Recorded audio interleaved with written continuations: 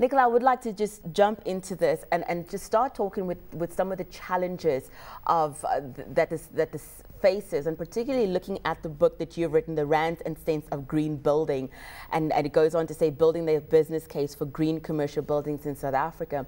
And one of the things that stood out for me the most there was debunking the myth that actually building green is more expensive, and that's what I think we've been made to believe.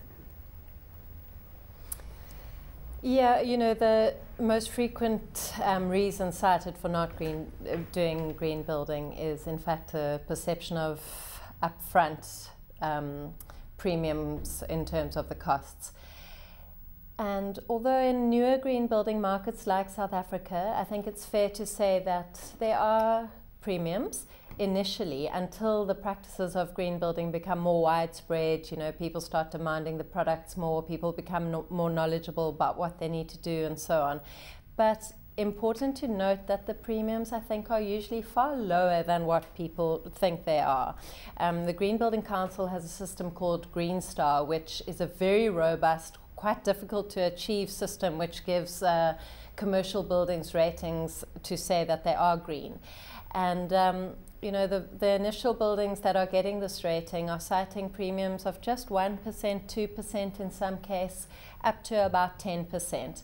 So I think although there are certain new market premiums still in South Africa, we believe these are going to diminish quite quickly, because especially when we're able to look at international markets where green building is more commonplace, like Australia, the UK, the US and so on, there's really no significant green premium to speak of in those markets anymore. And in fact, it's become just the normal way that buildings are being built. But one of the things that is mentioned is that the US, Australia, UK, like you have mentioned now, that one of the things that's helped them, or two of the reasons that's helped them, is regulation and also the ratings tools that are in place in those countries.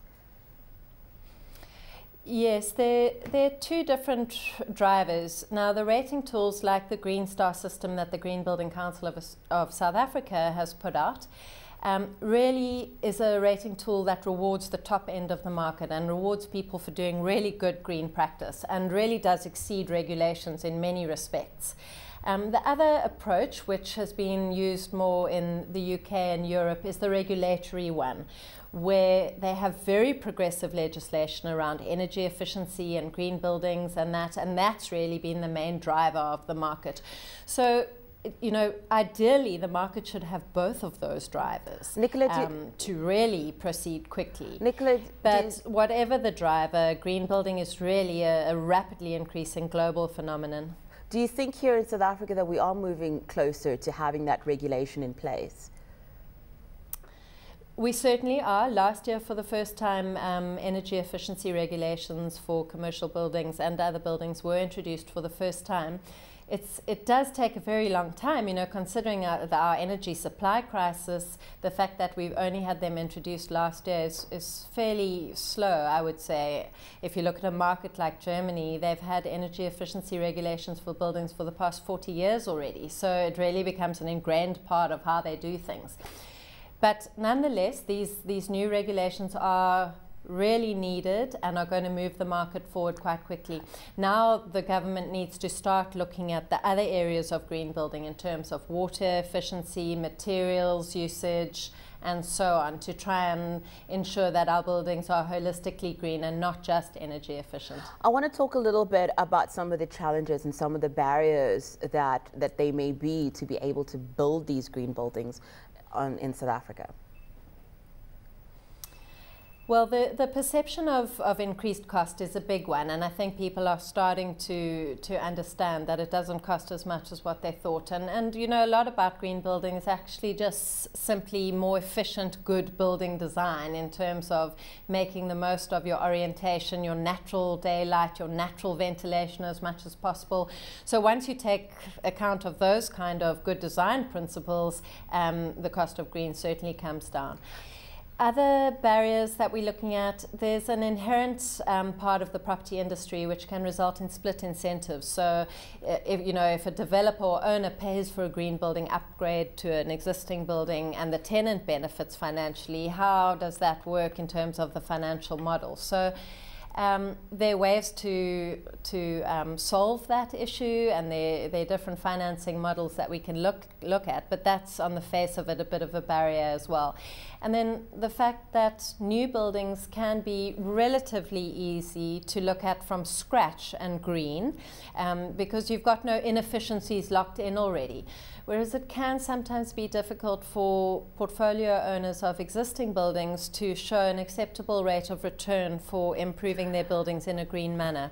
Nicola, I think what we need to realize there is that with increasing utility costs, the paybacks of these initiatives are becoming quicker.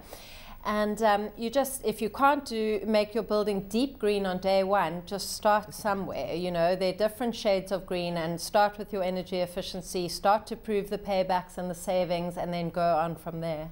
Nicola, I want to ask you, I mean, one of the things you've mentioned, you talk about lower costs. You know, once the building is up and going, it's about 25 to 50% lower operating costs. But one of the other things that I found quite interesting is that having a green building would increase staff productivity. How would that work?